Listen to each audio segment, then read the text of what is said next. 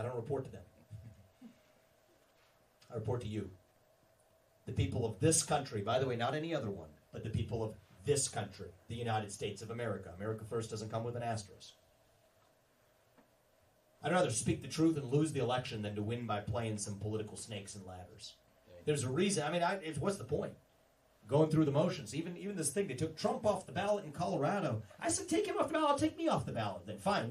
Every Republican should come off the ballot. Just stand for what's right. Now, as a pathetic part of this is other candidates, I assumed everybody was just going to follow suit. You say, well, we need to collect those delegates. And this is the problem with our politics. And there's a reason why I'm the only candidate who's able to say certain things in this race. It's because every politician dances to the tune of their biggest donor. Super PAC puppet masters. And the super PACs are the cancer in American politics. You're right about that. We can talk about that more. In my case, my biggest donor is me. Okay, I'm not going to be somebody else's circus monkey. Somebody else's pawn on a chessboard. We're not doing that. Now, I think that's the winning strategy. And that's not my choice. That's your choice. That's what January 15th is about.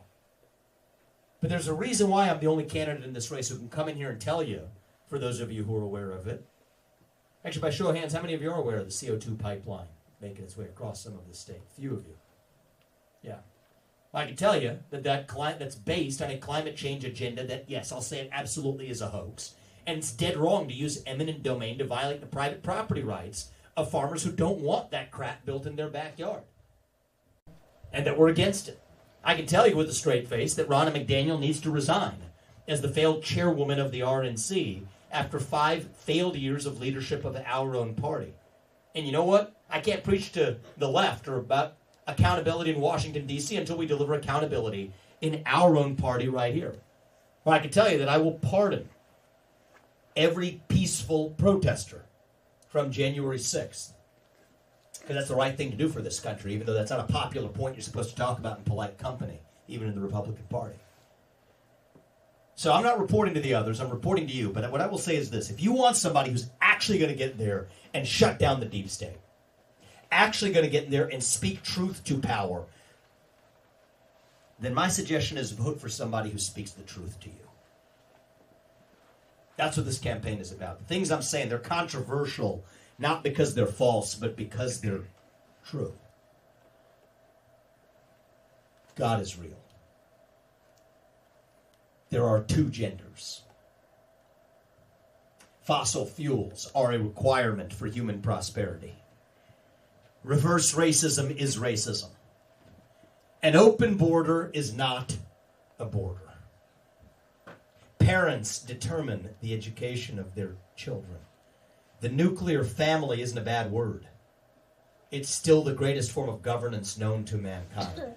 Capitalism isn't something we need to apologize for. It's the best system we have to lift us up from poverty. Not crony capitalism, but the real thing. There's 3 branches of government in the United States, not 4. And the U.S. Constitution, it is the strongest and greatest guarantor of freedom in human history. That is the truth. We fight for the truth. We stand up for the truth. That is what won us the American Revolution. That's what reunited us after the Civil War. That's what won us 2 world wars and the Cold War. That is what still gives hope to the free world. And if we can revive that dream over group identity and victimhood and grievance, then nobody in the world, not a nation, not a corporation, not a virus, not China, is going to defeat us. That is what American exceptionalism is all about. And that is what we're going to revive to save this great country. I want to thank you guys for coming out tonight. God bless you and your families, and may God bless our United States of America. I want to open this up to practice what we preach a little bit, to have that open conversation. Take the filters off. I'm going to sit across the table from Xi Jinping in about a year and a half. Trust me, I can handle the hard questions as well from our own voters. I better be willing to. Let's open this up. Okay, on that subject, Yep. China. Yep, let's do it. How do we be tough on China, but yet as a farmer, we have to rely on China to Yeah. take our ag products. How do we balance that? How do we be tough on China but not absolutely cut our own throats with trade? Right. So How do you do that? it's good. It's good. So first is let me draw a couple categories. What I say is we can't depend on our enemy for our modern way of life for pharmaceuticals. Let's start with the areas that matter. 95% of our pharmaceuticals come from China. The same country that literally made a man-made virus in a lab and unleashed hell on the world. The same country that's lacing illegal pharmaceuticals. The kids are getting off Snapchat, Percocet on Snapchat, but they're actually sneaking some fentanyl in there. I met an Iowan family who lost their son, who took a pill that he didn't know contained fentanyl. It did. Comes from Wuhan, China, the Mexican drug cartels up to us. What do you think that same country's going to do if we're ever in a conflict scenario with our legal pharmaceutical supply chain? We can't depend on them for it. So onshore that to the U.S., trade relationships with other countries, etc. Same thing with respect to semiconductors, which are today relying on Taiwan. The lights, the phones in your pockets, the refrigerator that keeps your water cold at home. All of those depend on little chips coming from Taiwan. We cannot depend on the possibility that China is going to squat on that semiconductor supply chain. And then the biggest one of all is our own military. The F-35 jets we make in this country, most military equipment we make in this country, literally depends on China for providing the parts. That doesn't make any sense. Why on earth are we stockpiling that military equipment if it's not for a conflict scenario? So let's start with that. We can't depend on them for the stuff that we need for the essential elements of our own national defense, our own health, our own modern way of life. Now, the discussion I'm going to have with Xi Jinping is a very different one than the one Biden had in San Francisco a few weeks ago with a bunch of Chinese flags lining the streets of San Francisco, which they finally, after 5 years, managed to clean up in 2 weeks because Xi Jinping's coming. My conversation with Xi Jinping is this. You won't buy land in this country. You won't donate to universities in this country. We're going to kick you out of the WTO, all of the above. We're going to hold you accountable for unleashing hell on the world with the COVID-19 pandemic, using every financial lever we have, including and up to our national debt that they hold, unless and until they're playing by the same set of rules. No IP theft, no data theft, no turning our companies into lobbying pawns. Now, if we're willing to actually stand with the spine and do that, China's in a tougher spot than we are. You're saying, cut our nose to spite our face kind of thing here. China's actually in a tougher spot than we are. The one thing worse than inflation is deflation, which is really what they're experiencing in China today, because Xi Jinping shot his own economy in the foot in late last year, about a year before that, in late 2022, October 2022, to hold on to his unprecedented third term of power. The zero COVID policies had nothing to do with COVID. It had to do with him holding on to control. So their economy is in the most precarious spot it's been in decades. So if we're actually willing to hold the line and draw some hard lines, here are the conditions, and if not, we're cutting the cord, we can actually position ourselves well. I would reopen some relationships with Japan, to India. India could play a big role in this, even a big demand market that's waiting for supplies that they're actually running short of from elsewhere. Brazil, Chile, other places. We got to show up to the doorstep having done our homework and say, it's not going to be a walk in the park, but we can handle it if we're willing to cut the cord. China's not going to be able to do it. So they will have to then play by the same set of rules.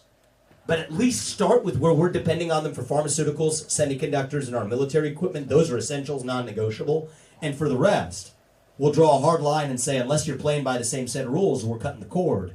China will have to play by the same set of rules. Now, is there some risk that there's some small inconvenience we could incur in the process? Sure, there is. But it's when you're most willing to make a sacrifice that you don't have to make one at all. And at least you can make a small sacrifice if you know what you're sacrificing for. And that's this thing we call the United States of America. Is it easier to sell your land if there's an extra Chinese bidder? Sure, there is. But we don't want our kids to be a bunch of Chinese serfs. So I will ban the purchase of land by CCP affiliates. And the other thing would say, even if those micro inconveniences, those should not be unevenly distributed. Just because somebody happens to be in a line of business that depends on that. We're going to all depend on that together. And so those costs will not be disproportionately borne by one industry or sector or another, should they ever be borne. That's a national statement we're making for the long run, then we're all in this together. And there's economic ways of dealing with that. 2.0 versions of the Farm Bill or otherwise, right, to take care of of those I back felt ends. like when Trump put the tariffs on China, Yeah, they just came right back it was with just it. a few sectors that felt the pain. Yeah, I understand. You don't even have to say it. I mean, I understand what people have felt here, right? Because it wasn't evenly borne. That's what I'm telling you. For me, it's not about economic and trade policy, which is the way some have looked at it in the past. To me, on China is a matter of national security. And when it's national security, we're all in this together. And so that's the point, is it will, I specifically raised that for exactly the reason you brought back. Should that scenario come up, and I don't expect it will, because I think China's going to line up, because they're going to have to, because they're in a weaker spot than we are, if you approach it the way I'm talking about. But even if it did, and there was some inconvenience, it's going to be borne by all Americans, not by some sectors arbitrarily over others. And that's an important part of standing for what's right in this movement. Great question. I appreciate that. Promised you guys out there. Can you guys hear me out there? Oh, yeah. Okay, cool. If anybody out there, just jump in. Yeah, I see you there. Did you have something for me? Cool. Well, just wave if you do. Let me ask you, go ahead, and then I was going to volunteer with you Kind of on the guys. same subject, Yep. you know, as an American citizen, our 401ks are controlled by people that my money's out there doing something somebody else is doing. I really have no control over it. Oh, I yeah. just keep putting money in. And things like this, China, which are, how many American companies are over there? Thousands. That were invested in. Thousands. So my concern is, this is a very delicate thing. Whether it's farming or whether it's 401k investments, I mean, it's a scary deal. Let me tell you, look, this one happens to be something I know a little something about in depth. So, I'm just by show of hands. I mean, were any of you familiar with me in the last few years before I ran for president? No. Yeah, I didn't think so. I wrote a few books and stuff, but they're probably in some of the back halls of this library collecting dust. Is what's going on. So two of those books were about. Let's brush them off. What's that? Let's brush them off. Let's brush them off. That's what I think so. And the funny thing is, I wrote 3 books. The first of them, Woking, was the first book. I agree with about 95% of what's in there. My thoughts have evolved over the last several years since I left my first major business on this new journey I've been on. But 2 of the books were about what you call the ESG movement. Okay, I don't know if you're familiar with that. Environmental, social, and governance factors. This relates to the 401k question. So what they're doing, and actually I'll just take a step back and even tell you about my own experience as a CEO, because it'll give you a sense for why I got on this journey. So I was the CEO of a multi-billion-dollar biotech company. I built it from scratch as CEO. I oversaw the development of multiple medicines. 5 of them are FDA approved today. One of them, probably one I'm most proud of, is a life-saving therapy in kids. The number of kids are born every year with the genetic disease where 100% of them die by the age of 3. And we worked on a therapy where it's FDA approved today, where a majority of those kids now can live lives of normal duration. Another one was for prostate cancer. Another one was for endometriosis and uterine fibroids and women's health conditions that pharma ignored. People in the pharma industry don't like me very much because I called the bluff of how pharma actually coordinates quietly in a lot of their behaviors. Anyway, just a little bit of background. I'm CEO of the company in 2020. George Floyd dies. Suddenly there's BLM riots. What the media will teach you are peaceful protests. There were riots, violent riots across the country.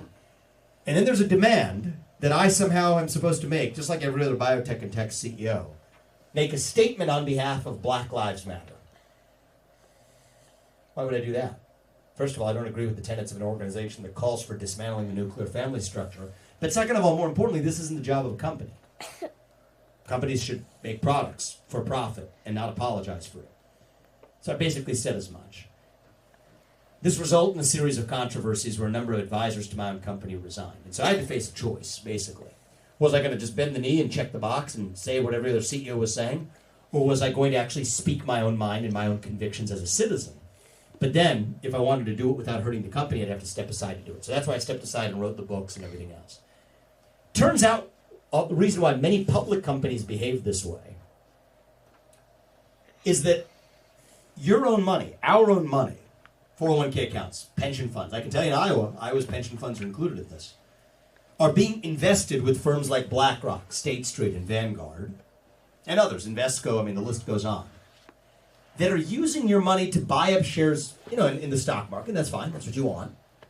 Except, here's the part you don't want, they're using your money to vote for policies in corporate America's boardrooms that most of us, inside and outside of this room, would not agree with. And even more importantly, policies that don't advance our best financial interests. I'll give you an example. Scope 3 emissions caps at Chevron. Your own money was almost certainly used to vote for that in 2021. Racial equity audits at Apple.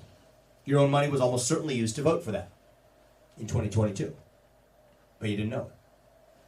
I think that's the greatest fiduciary breach of the century.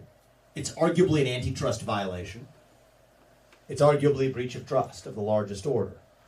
Those three firms manage about $24 trillion today. It's more than the U.S. GDP in the hands of those three firms. So I wrote a book about it, but my whole root is as an entrepreneur. So I started another business called Strive that competes directly against BlackRock, State Street, and Vanguard. And actually offers the same kinds of investment products, but says we'll vote the shares differently. We're voting for profit. Whatever maximizes profit. It's actually pretty simple if you're somebody else's investment manager. Now here's the irony though. Some of those firms like BlackRock want to also sell mutual funds in China. And in order to do that, they don't get to do it for free. So they ended up having to lobby for the Chinese government for lower listing standards of Chinese companies in the U.S. Oh, and then BlackRock's one of the firms that wants Exxon and Chevron to limit their emissions caps using your money to speak on your behalf to get Exxon and Chevron to do it. But guess who's one of the largest shareholders of PetroChina? None other than BlackRock. But on behalf of their Chinese clients who own PetroChina, they don't pressure PetroChina to do the same thing. They don't say a peep. So anyway, this could get pretty complicated pretty fast, but are most of you kind of following what I'm saying here? It's the weaponization of our own financial system to accomplish through the back door what the government couldn't accomplish through the front door. Now, why was BlackRock doing it? Of course, because the government's scratching their back. Federal government, California to New York's pension funds say, hey, if you do this with our money, because we couldn't pass this legislation through the front door, if you get this done through the back door, they reward them with mandates. That's effectively what happens. They dress it up with a lot of fancy language, but that's what's going on. And so one of the things I've tried to do is, as an entrepreneur, solve problems where I see them. I started Strive. We crossed over $1 billion in assets under management about a year after launching our first fund. That's twice as fast as it took J.P. Morgan to get to the same place when they got into the same line of business. The biotech business I built, challenging a lot of the bureaucracy of big pharma. It's a multi-billion-dollar public company today, nearly $10 billion public company. So I take on bureaucracies and I win. But all roads lead to the mother of all bureaucracies, which is the one in the federal government. That deep state is the one orchestrating a lot of this behavior in the private sector. And so that's part of what, too, led me to this journey. So if you really want to get to the root cause, then address the root cause. Shut down that federal bureaucracy. That's how we get this done. And that's going to take, I believe now more than ever, somebody coming from the outside. Somebody from the next generation. Somebody who knows what the hell is actually going on. In my first business, the biotech company, I did open a subsidiary. Our business did open a subsidiary in China before we realized the risks of doing so, and then shut it down, got the hell out, and I became one of the biggest critics of U.S. companies doing business in China amongst any CEO in the United States. That's when I started Strive, my competitor to BlackRock. I made a day one commitment that we would never do business in China. Because I understand I don't want the CCP's boot on my neck if you're serving as a fiduciary to U.S. clients. And so it's going to take a U.S. president for whom these aren't just slogans. A lot of the special interests, including the Republican Party. Part of the reason we're not able to go tough on this issue is a lot of the special interests. I mean, you got Larry Fink and others, Larry Fink's the CEO of BlackRock, propping up other Republican candidates in this race. And open your eyes to see it. See, when we think about just Republicans versus Democrats, we're missing the point, actually. Part of what's going on in the country right now is the deep state, the permanent state, it's fundamentally nonpartisan in nature, actually. And once you see that, you realize it's actually a lot of the left versus right stuff is a deflection. Keep the permanent war machine on. Keep the multilateral agreements around the world where people have vested financial interests continuing to hum.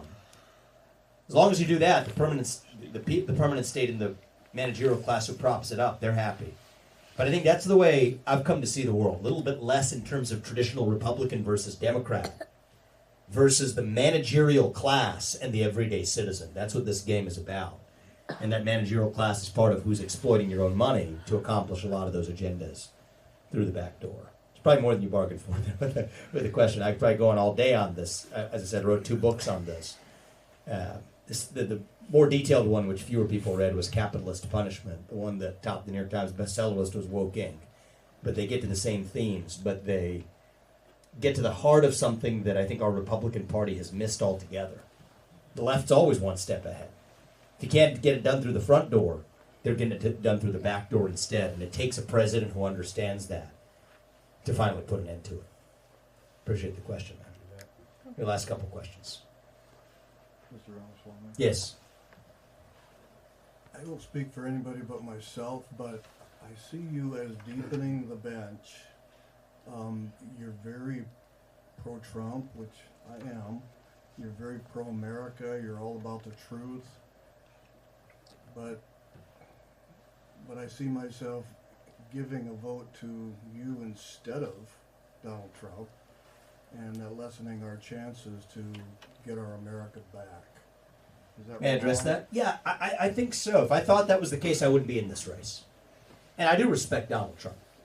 I know you do. I really do, because I think that it irritates the heck out of me when you have other candidates that'll just Monday morning quarterback some decision he made after they've been licking his boot for years for money and endorsements. I'm the opposite. I haven't been licking his boots for years. I've been building businesses. But I will recognize he grew the economy and kept us out of war, and I respect that. Can we have some real talk for a second, guys? Let's just take the, you guys have a decision to make, so I'm going to be pretty unvarnished with you. They will not let this man get anywhere near the White House. I want you to, what's that? You firmly believe that? At this point, I firmly believe it. I want you to open your eyes. Who is they? The permanent state, who I was just talking about. But who are the permanent state? It is a machine. It is not an individual. So I want you to open your eyes with me. Why can they get away with it? Why should they get away with it? Right. That's not- Yeah. Why can they? We're Why in the middle can of a they? war in this country. The next president's a wartime president. We're in the middle of war in this country for the existence of our nation. You got to know you're in a war if you're to win one. And I want you to really open your eyes and see this with me. And by the way, I'm not somebody looking to exploit this or anything else. I said if Donald Trump was, if they're going to take him off the ballot in Colorado, you know what I said? I told you this before. I would take my name off the ballot in Colorado. Because if every other Republican does that, then we can annul what they say. But here's what's going to happen. And I want you to be crystal clear about this. The same people who told you the virus didn't start in a lab in China before it did. I mean, the last election, let's just have some real talk. You had a global pandemic with a man-made virus and a big tech rigged election, if not worse, Right? to keep him out. Right? This time, these people will stop at nothing. And I mean nothing to keep this man away from the White House. You see it every week. Starts with the New York case. Oh, then you got 3 more cases. Then you got the federal case. Now you got it without a case to keep him off a ballot one at a time. And that's not even into 2024 yet. You want to get really real to see what's going on. The very people who are paying to keep Donald Trump off the ballot for those lawsuits, I was thinking, because I've been trying to figure this out for a long time, and now it's become very clear to me what's happening. They're not really propping up Biden. In fact, the Hunter Biden stuff's coming up more now, right? So what's going on there? So they're not really they're not putting up Biden. I thought, are they waiting for Gavin Newsom or Michelle Obama? It's actually not even that. Keep Obama off, or keep Biden off the ballot. Well, you know what? I think they might just end up leaving Biden on because they found their own puppet. It's far more devious than you think. I want you to open your eyes and see it. Look at who the money's going. Who are the people who are funded the lawsuits to keep Donald Trump off the ballot? Reid Hoffman, the founder of LinkedIn. George Soros Jr., effectively. Larry Fink, who we were just talking about, the CEO of BlackRock. Who are they propping up? It's actually within our own party. So where's this road going? And the permanent state is nonpartisan. I'll tell you that. So they're waiting for... Are they even going to let you be? Well, I don't know about that. I don't know about that. Because you're reflecting Trump's policies. Well, I'm taking it to the next level, but so I don't know that. Right. If they're not going to let Trump near the White House, then why would they let you?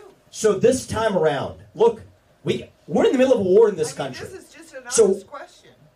I don't have... Look, I wish I was a magician and I have every answer for you, but I'm asking for what's the best, last darn best chance we have as a country.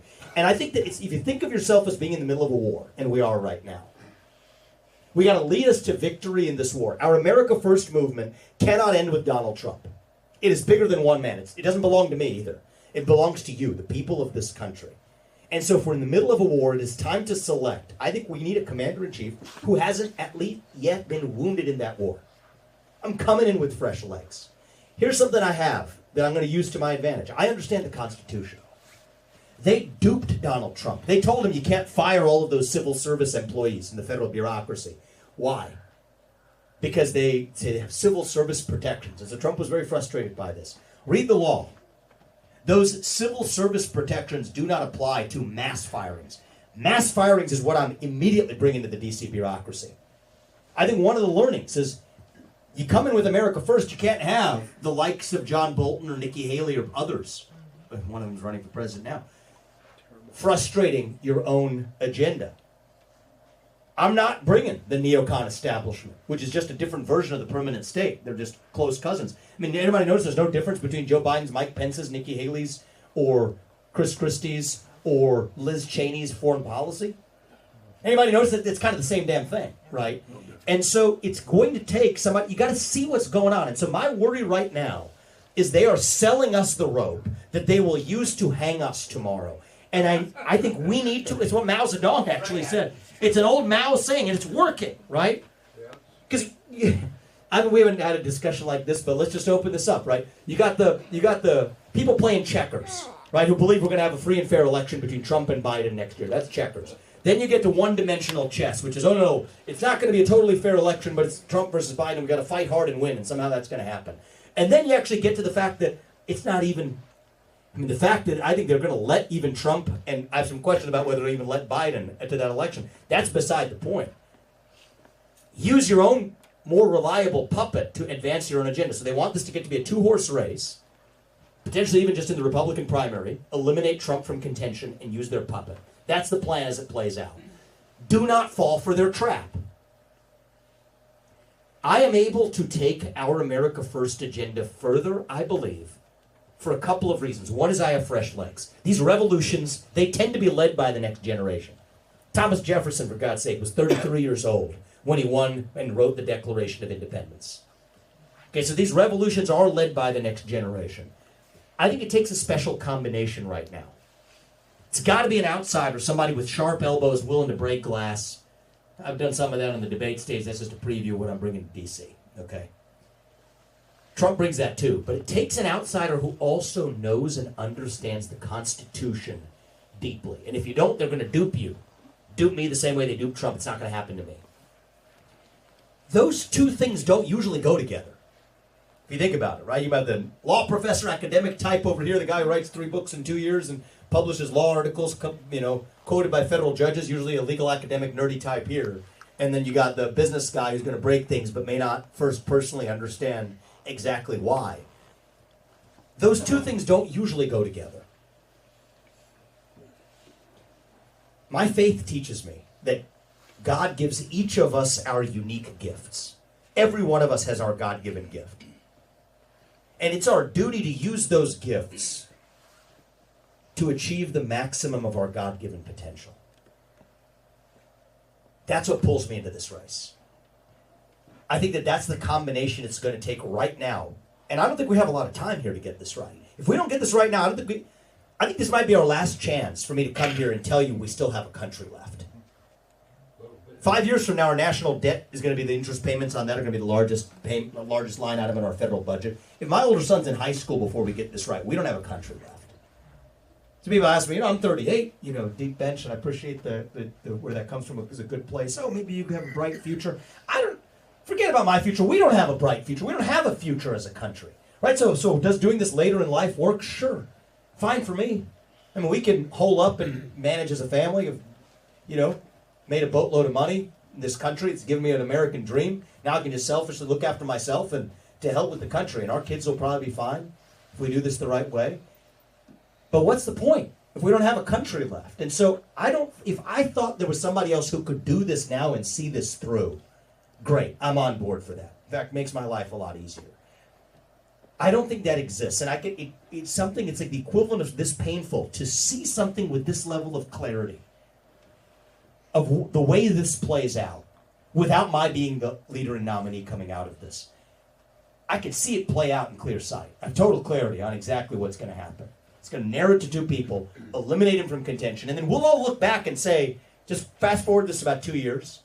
Tell me you won't look back at everything that's happened in the last 6 months and say, duh, it was obvious. Why didn't we see that coming? So now is the time for us to actually wake up. And same way we said it was obvious it came from a lab in China. Same way we said it was obvious when they're silencing about the Hunter Biden laptop story in the eve of an election, that it was Russian disinformation. If we haven't learned anything from the past, we got to look now and skate to where the puck is going. They will not let this man anywhere near the White House. I can't speak to that, right? If he's out and I'm next, well, we'll see then. But I'm going to use every attribute I have, which is my understanding of the Constitution. I'm not yet wounded in that war. And you know what? 8 years from now, I'll be dropping the mic and passing it on to the next guy too. But that's what it's going to take to have a fighting chance for this country. And I am in this because I believe I am a last best fighting chance to actually save the existence of this country. And I will honor Donald Trump and his legacy more than anybody else will, because it's the right thing to do. We love the man because he got this fight started. But now it's our job to finish it. I'm going in to be effectively a wartime president. I understand that. I need the Iowa caucus to do this. We're not doing the super PAC puppet master game, none of that stuff. January 15th, every one of your voices and votes counts as the equivalent of 1 million people. You come out and put me there, in the Iowa caucus, top 2 finishes are Trump and myself in whichever order, fine. We're in good shape. But that's what I need from you, and you do your part, I'm going to do mine. We'll go to you. We all want to have hope that we can elect somebody like you, but when they can just pop up with extra ballots and put somebody in there like Biden. Or the tech companies could stifle all the information before the even election. So here's the answer. And the institutions are all corrupt. The media is part of it. Of course it is. What chance do we have? So I'd love to tell you guys, it's morning in America. It's not. Republicans didn't do anything about it. Yeah, well, it's and some of this stuff, if you had told me, I got to confess, I mean, if you told me 3 years ago, back when I'm a biotech CEO, that January 6th looks like it was an inside job or the subject of a government entrapment, I said that I was conservative, I'm anti-woke and all of that stuff, but I said that sounds like crazy talk to me. It's not. You get into this now, you actually get into the details of it.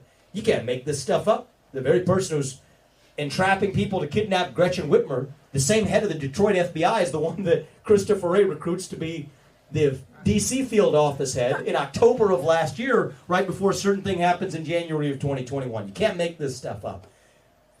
So anyway, I digress. To your question, let me just finish this for a second. 50.1 is not an option in this election. It's just not an option. We don't have it in us as a country. We're skating on thin ice. If MSNBC or whoever's trotting out the election winner 6 days after, we don't have a country left. So this has to be a moral mandate like what Reagan delivered in 1980. I think I'm the only candidate who can actually do it. We're bringing young people along at a pace. I mean, this room is, got some of them in this room, but a lot of them go to college campuses and otherwise. They hit me because I'm on TikTok. I said, what the Democrats are on it. What the heck are you guys thinking? We need to reach young people. Oh, we don't like the sexualized content on TikTok. Yeah, I'm giving them educational content on TikTok, okay? So we got to show up and reach that next generation. 40% of our donors to this campaign are first-time ever donors to the GOP. That number is 2% for a normal Republican. Part of the reason I think we are going to win the Iowa caucus is because many of our supporters are first-time ever caucus goers. You guys been to a caucus before? Yes. I know you have. Have you? No.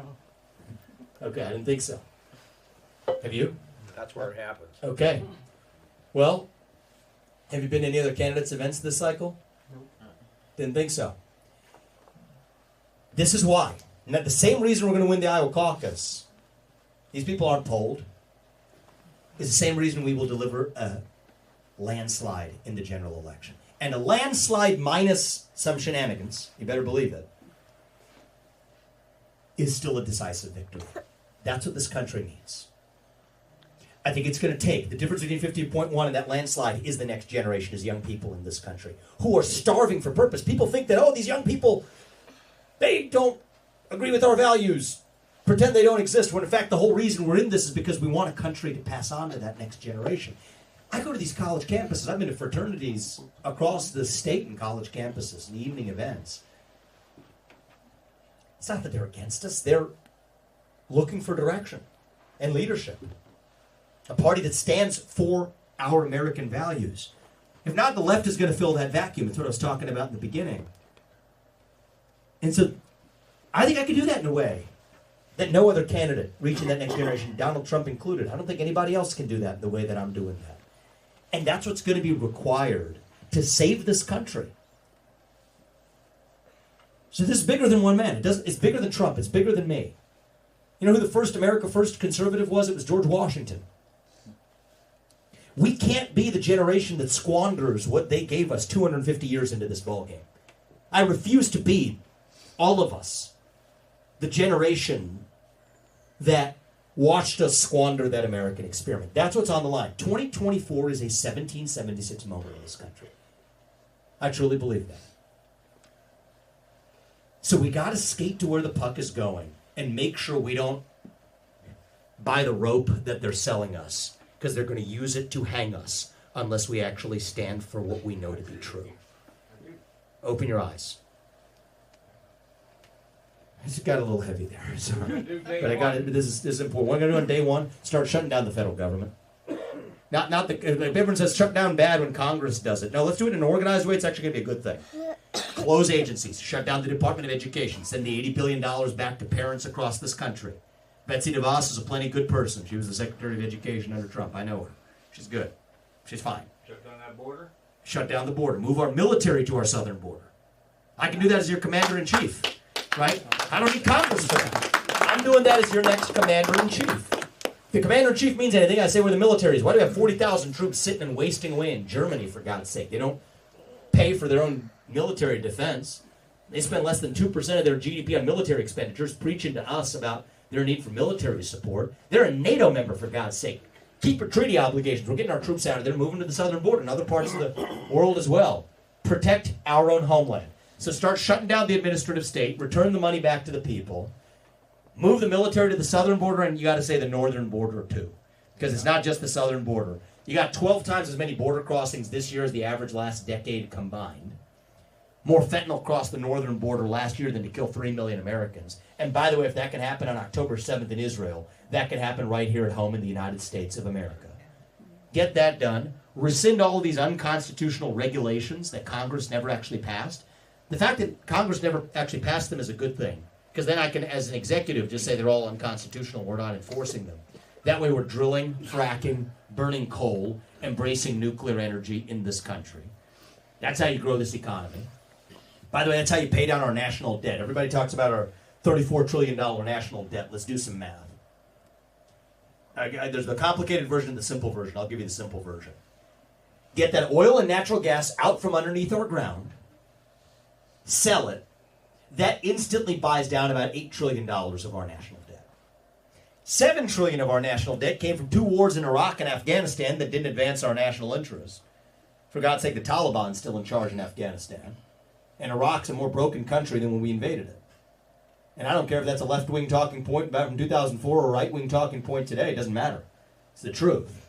So avoid making those same mistakes in places like Ukraine. I'll end foreign aid to any country that basically has a national debt less than ours, which is basically every other country.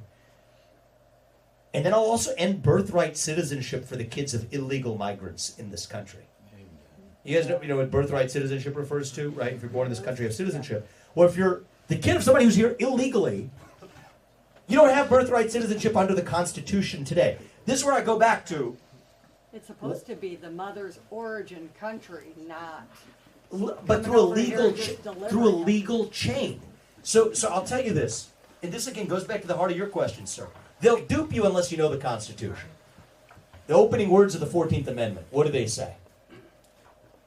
All persons born or naturalized in the United States and subject to the jurisdiction thereof, those are the key words, shall be citizens. Well, those extra words mean, and we'll walk you through this, right? The kid of a Mexican diplomat who's in this country legally, does his kid enjoy birthright citizenship? No, he does not. Well, if the kid of a Mexican diplomat who's in this country legally doesn't enjoy birthright citizenship, then why on earth does the kid of an illegal Venezuelan migrant who came here illegally, breaking the law to be here, how does that person somehow enjoy birthright citizenship? Answer: shouldn't. That's the answer. So you need a president who understands that. January 2025, I don't need Congress for this. I'm swearing an oath to the Constitution as your commander-in-chief and keeping it. Nobody born in this country after January 20th, 2025 will enjoy birthright citizenship, period. Everybody who's in this country illegally will be returned to their country of origin. They told Trump, how could you do that? There was only 6,000 ICE agents, Immigration and Customs Enforcement agents. Well, read the law again. It's provisions in the law. It's called 287G. It allows ICE to delegate their warrant-serving power to local law enforcement. Ask your local law enforcement in this town. They'd be glad to do it. Most local law enforcement in this country are. You need a president who instructs ICE to do it. So it takes a president who is unshakably rooted in the Constitution. Will they sue? Of course they will. We'll take it to the Supreme Court now. And I have something going for me that Trump didn't because of Trump. I give him credit for it, which is the Supreme Court. The current Supreme Court agrees with me 6-3 on everything that I've just told you. And I give Trump a lot of credit for that because he gave us that Supreme Court. And so we'll take it to the Supreme Court. They'll sue us. We'll win. Then the next president who comes after me won't have his hands tied in the same way because it's codified in judicial precedent. And that's what I come down to again. It's not about Trump. It's not about me. It's about how each of us lays the building block we needed to rebuild this country, to take our America First movement to the next level. We got to get out of this mentality where we think it's going to be some political messiah coming from on high to save us. It does not work that way, people. If we are going to be saved, it is going to be because we save ourselves. That's the truth. And so we can't expect somebody else to do that job for us. That falls on you, but it also falls on us to wake up then, open our eyes and see what's happening. Skate to where the puck is going. That's why I'm in this race. And if we do, then we don't anymore have to be that nation in decline. We don't have to be at the end of the ancient Roman Empire. I think as a nation right now, we're really a little young, actually. At least I like to see it this way. Going through our own version of our adolescence. Figuring out who we're going to be when we grow up. When you view it that way, it makes sense again. In your adolescence, you go through that inner storm. That inner war for who you are. Do some stupid things in the process. But we are stronger for it when we get to our adulthood on the other side. So no, I don't think we have to be that nation in decline. I think we still can be a nation in our ascent. Maybe even the early stages of our ascent, actually. Maybe we're not even at base camp. On our way still to that shining city on a hill.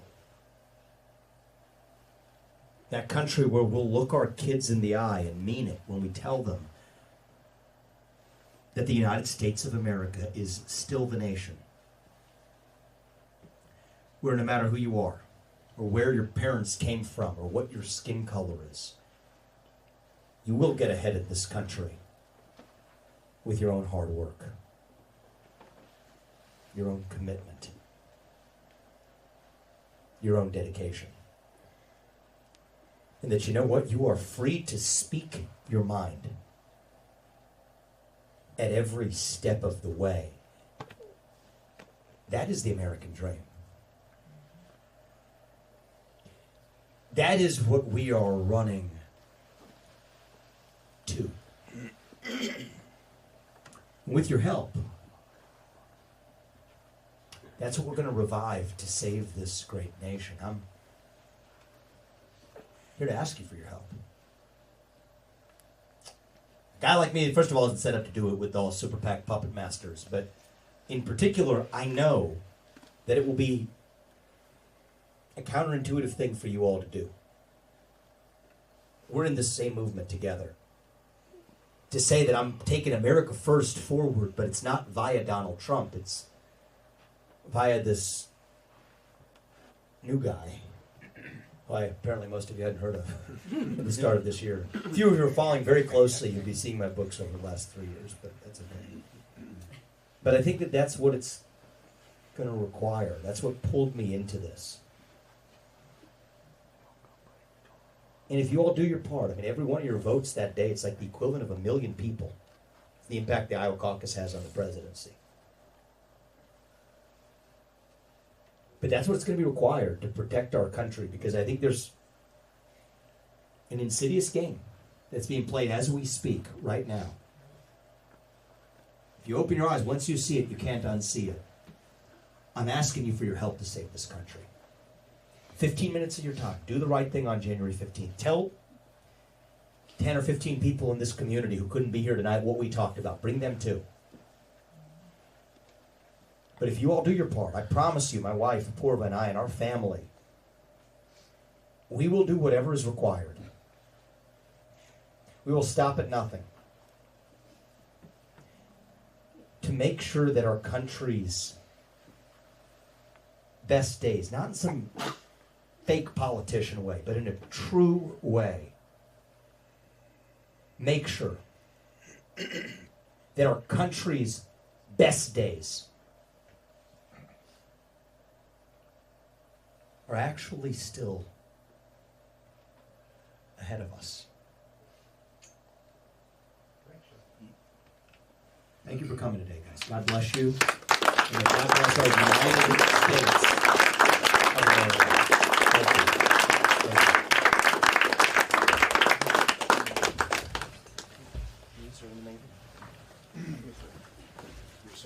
That's what it's about. No clearer way to put it. A revolution and a man we can trust. And something we can believe in and have a hope in again. And we want you to join us. So if you want to be a precinct captain for us, get us before you go, brother. We'll get you signed up. We'll get a hat. Oh yeah, I'll get you hooked up, brother. We got all kinds of fun stuff. And shirts. And shirts. We got all kinds of fun. So make sure you see us. We've got signs out in the hall. I've got more in the car. So we've got a ton of them to go around. If I got to go back to morning to get more tonight, I will. So thanks for coming so much. Seriously, and if you want to appreciate sign up this. for the big yard signs, like the bar The signs, 4x8, we have those as well. Yeah. Oh, Mabel, nice. Good to see you guys. Thank you for coming. I appreciate it. Got a hole on the barn, feel full for coming up. Put down the ordinary Takes courage to do what you're doing. Crooked, honey. Get a nightlight on. I was at the Iowa caucus for Pat Buchanan. That's how far back I go. I could tell you probably were Pat. Oh my gosh. He He was electric. yeah, and I would say he wasn't the OG America First again. That was George Washington, but he was pretty far back. He was ahead of both Trump and me. So, but that's okay. It's bigger than one man. It's not passing that on now. We don't have the luxury. Back then we had the luxury of time. The things he was warning us of, it was 30 years. But here we are. So we do our part now. So just a little humor your way, Vivek. I just want you to know I don't feel dumber for listening to you talk. If anybody's seen that debate. If you really think about that, my reaction was I was trying to be a little nicer in that debate. I was thinking I feel dumber every time. I kind of understand why you feel that way. If you think about it, but that's all right. We're not. Yeah. It's a for the. That's what they want. They need a pawn. Cut him in on the grift. Maybe give him a little rake. It keeps him compliant. But we're here to make sure that doesn't happen. What's your name, brother? Rick Jackson. Rick Jackson. What's your name? My wife, Karen. Karen. Yeah. Good to be here. You guys from Mapleton? No, Hornick. A couple towns over. Population of 250 people. Is that right? Flyover country. I mean, I grew up in Evendale, Ohio, and we've been to every one of these 99 counties at least twice, actually. And I mean, we're doing this nonstop. It's our 8th event, 9th event, something like that. I've been following you. We have been following you. We watched the debate. Cool. We record it if we're working. Thank you, guys. Spread the message over here. My name is Cheryl, and you know, I've been a Trump supporter for a long time, and I've never heard anyone talk as well as you have for a long time. I appreciate your honesty, and your truthfulness. This is what people need. Yeah, I mean, it's just like, let's take the shackles off. We're just, you know, everybody's been brainwashed. That's right.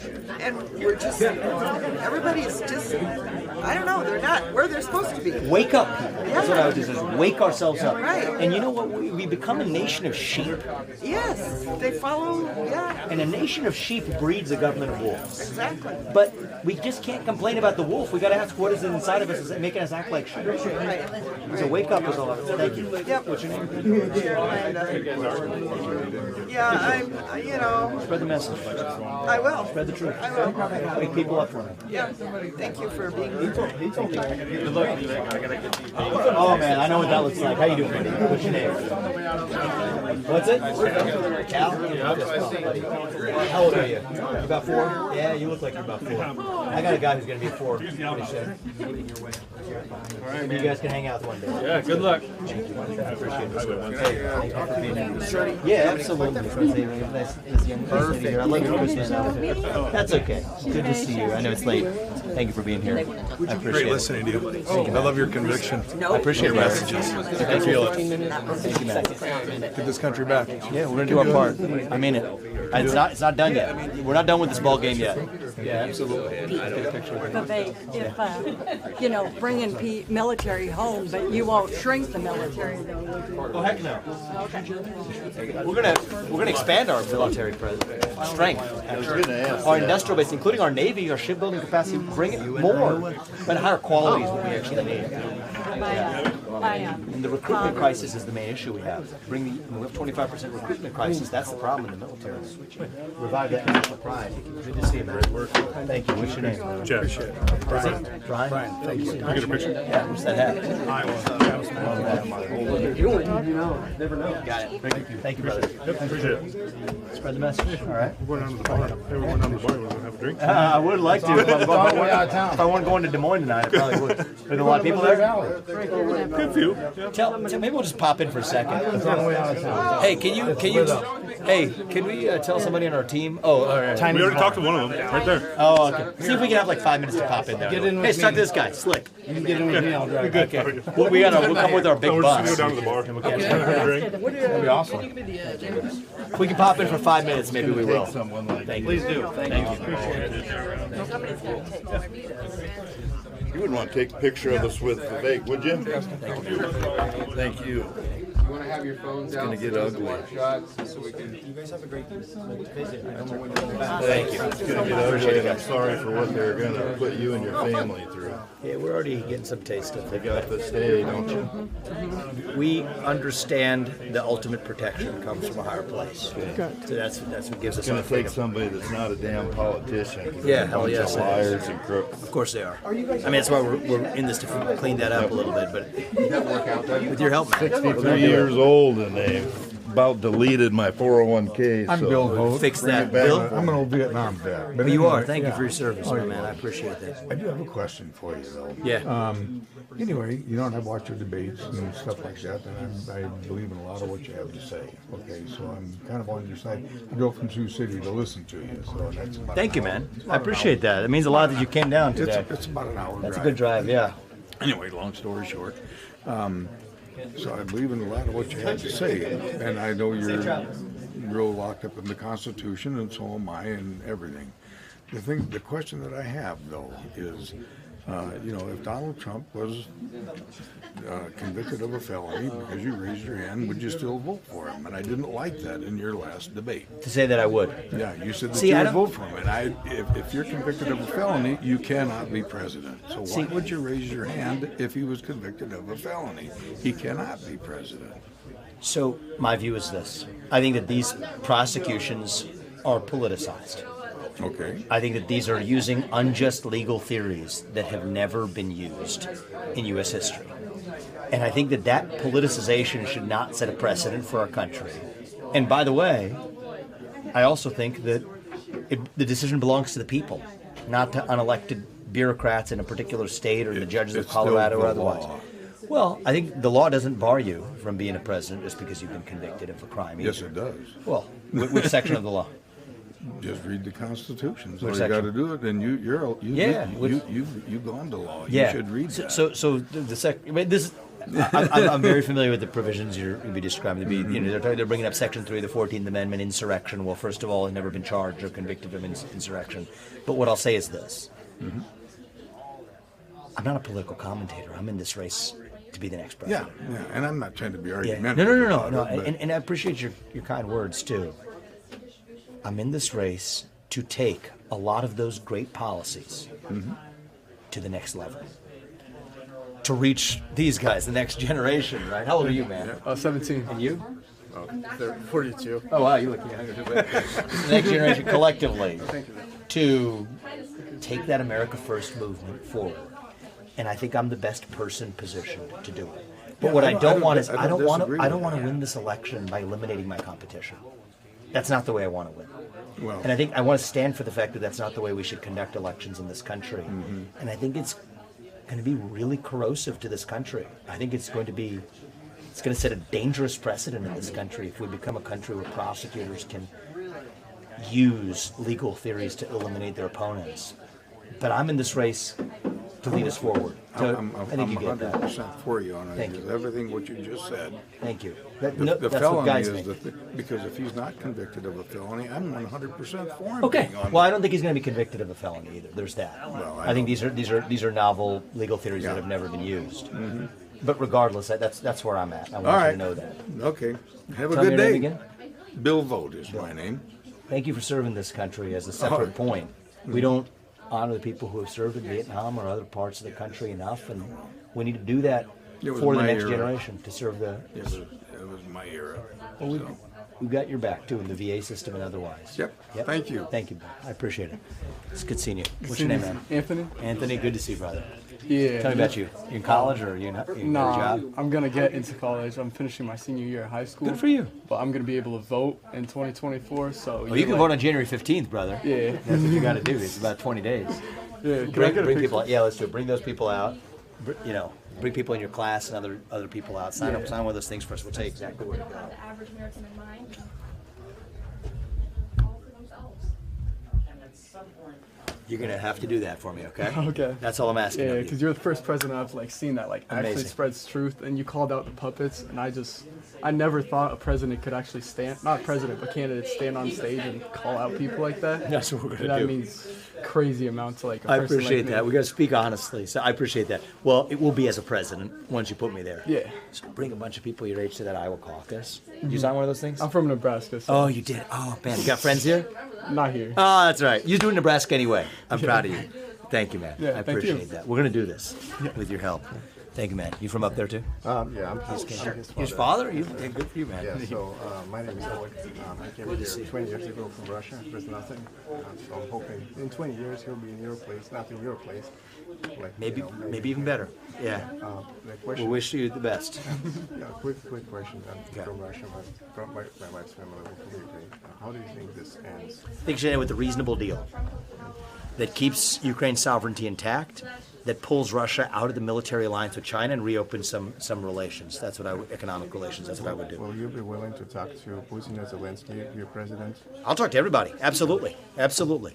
You got to do that. That's what diplomacy is all about. Thanks so much. I appreciate that, man. Wish you all Thank the you. best. Thank you, man. I appreciate it. Thank you. I got a picture. It's good to see you, man. Hey. Get on the other side.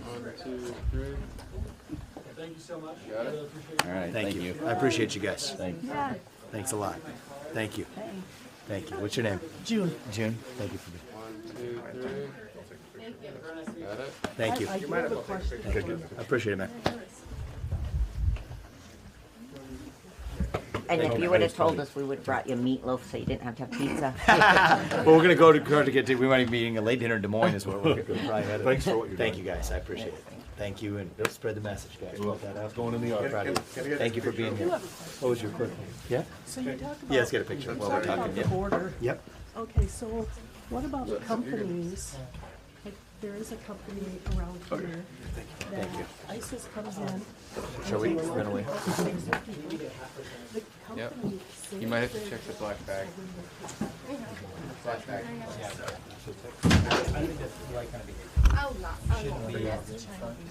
Of course. Okay, you give me the cherry on top. I was going to ask you what is a U.S. company. Because you're the young. So that's exactly the kind of thing that we're talking about. Where there's smoke, there's fire. I know he's saying that, it's all By the way, I was there when you were smoke and mirrors. Oh, you were? Yeah, thanks. That was a fun day. That was a fun day. That was a fun day. Yeah, we had a good one. Take care, good luck. We had a good one. He's all these lights are having fun. Thank you, guys. Thank you. Thank you for having us, all right? Take care. For our country. We appreciate it. Thank you, guys. Take care. Get those guys to bed.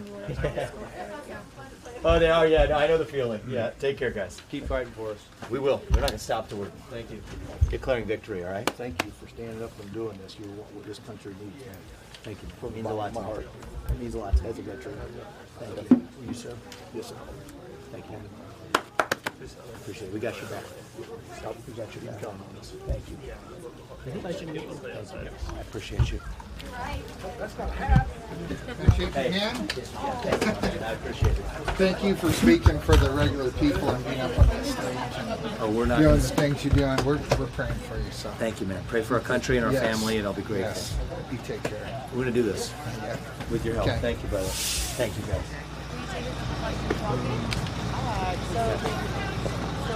I think we're busy. Donald Trump posted on Truth Social like a link about employing ads. Yeah, because of this guy's clickbaity story. I mean, that was so pathetic, man. I'm just going to call it out. You guys are very desperate for generating narratives we're not. We told you what we're doing. The spending outlay was the same, but being much smarter on how you're doing it. And It's not on television ads, Mr. Ramaswamy. it's not on television ads, of course. That's all the story said. They're not I know, spending but money on you television know what ads. you're doing is trying to, but that's okay. I know how the game is played, That's and it's not fine. the game, You're that's doing just your a job. fact. I'm not holding it It's against you just a personally. fact, Mr. Ramaswamy. You know, don't. I won't hate the player. We'll hate the game. All right. But that being said, these people are playing clownish games to try to kind of create some sort of narrative. I'm in this to the very end. I believe we're going to be successful. I'm going to be the nominee. But I'm not going to be some pawn on a political chessboard doing the standard move. I run businesses. I'm going to look at actual information. These people collectively have spent in their super PACs around $200 million or so in this race. It's done nothing. Versus a more intelligent approach tailored to the unique nature of our support base, which you guys have heard me talk about for a long time. So I want to double down on what I think our strategy to success actually is. I'm not going to give the breadcrumbs to my competitors who, I think those who have independent ability to make data-driven decisions should be rewarded for that rather than giving their way to their competition. But on January 15th, there's a major surprise coming, and I think it's going to be because of the decisions we make. But question then, why Yep. did you start the ads? Like why did you? Because I wanted to collect the data on the comparison of different approaches. You got to understand what your ROI is. And I think that we understood that the ROI of certain approaches were working a lot better than others, and some of which I think are, I would go so far as to say, unique to this campaign that we're actually seeing a lot of results from. So that's where I'm at. And in terms of Trump's post itself saying that he will eventually endorse me, do you have any reaction to Look, that? I've been very clear. If Trump's the nominee, he has my full support. And if I'm the nominee, I expect his full support, and I expect that I'll get it. It's got to be an America First candidate. He and I have a good relationship, and I think we're going to continue to have a good relationship. We have a great relationship. I respect him. He respects me. I think one of us is going to be the nominee. In my case, I think it's going to be me. So we'll look forward to doing each of our parts to revive this country. But I expect to be the next president.